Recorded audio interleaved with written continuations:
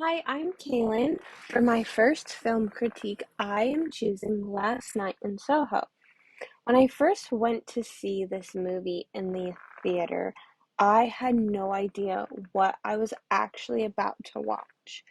I had no idea what this movie was about. I had just finished working a 12-hour shift. I was super exhausted, and I only watched about half of the movie and then fell asleep for the rest. But what I watched, I thoroughly enjoyed. And so that's why I chose to finish the movie and do a critique on it. So this film was done filming in the summer of 2019 and was set to release in 2020, yet due to the pandemic was pushed to October 2021. The director of this film is Edgar Wright, who also is the director of Baby Driver, and This movie stars Thompson McKenzie as Eloise, Anya Taylor-Joy as Sandy, Matt Smith as Jack. The genre of Last Night in Soho is considered to be a drama, horror, mystery, thriller, and some even describe this film as a modern-day Hitchcock thriller. The film depicts the story of Eloise, who is a fashion design student. She leaves her small hometown to attend a prestigious fashion school in Soho, London. Eloise realizes it's not what she thought it was going to be. The big city can be a lot. The drama ensues.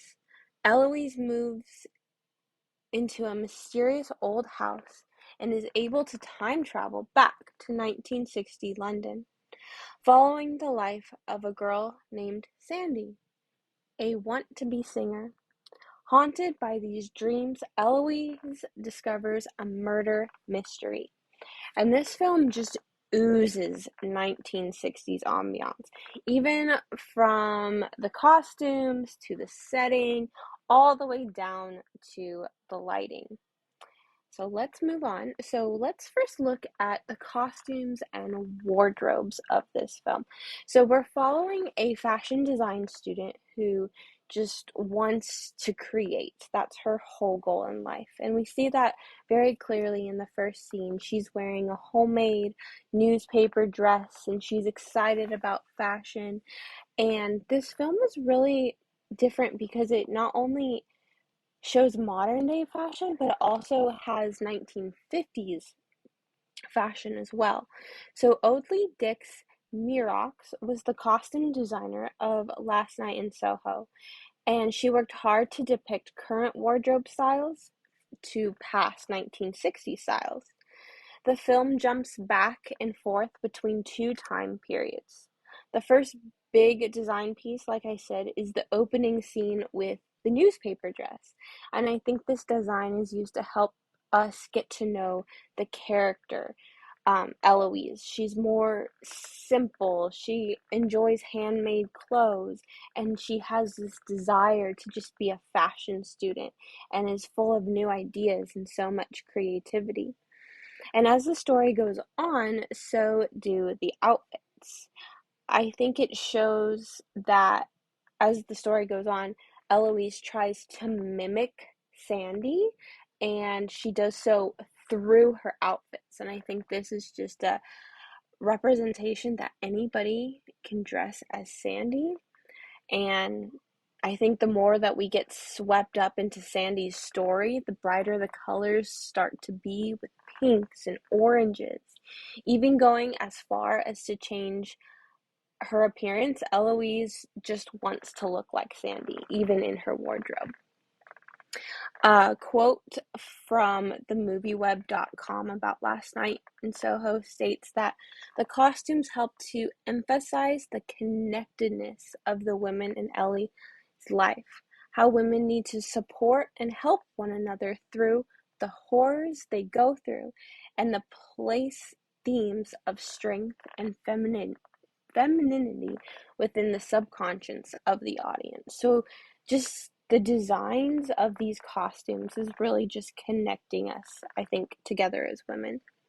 And then the men also have very nice outfits as well. So the men in the film, mainly Jack, just perfectly represent the time period. So Jack is from the 1960s, so he's wearing a very not fitted suit, but a very boxy suit, very just almost kind of a bit shady for his character. He's a bit shady of a character, but they do all of these costumes do such a good job just telling in revealing who the characters are before the audience even realizes it. And so this movie takes place in downtown London. And I think what was really cool is that because this is a modern day film, but then we're also transported back to the 1960s, that they did such a good job, really separating the line. Like you really knew, like, oh, we're in the 1960s now. There's all these old-fashioned cars. The bars look different. The setting is just different. And then if you flash forward to, present day, the design is, what we would imagine London being currently. And I think what's really cool is that they actually filmed in some of the most famous parts of Soho, London. So I think that also helps just with it makes the movie more relatable, especially if you've been there. Like you can be like, oh wow, I've walked on those streets before. I've almost been in Sandy's shoes, or I've almost been in Eloise's shoes. And I think that's what makes the set and the setting so grand as well. Now let's move on to the last one, which is the lighting. And I think the lighting tells a lot right from just the start. Eloise is just almost very bright in the beginning. You see, like, she's excited for the future. She's excited to start her new life. She's moving out of her little country house. And when Eloise first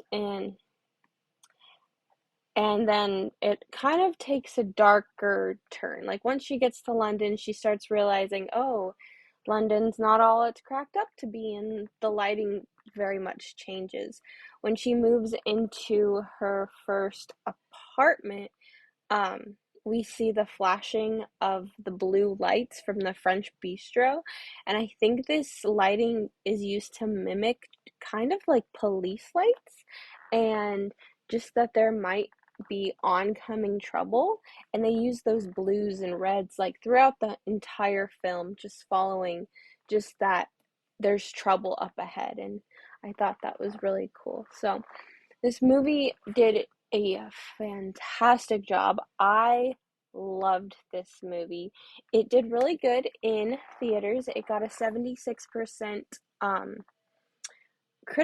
not critic score, a 76%, yeah, critic score, and then a 90% audience score. And for me watching this movie, I felt very almost empowered by being a woman, and how, strong women can actually be, and just also that we need to bind together and connect together and support women all entirely.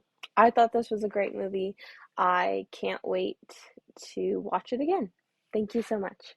Bye bye.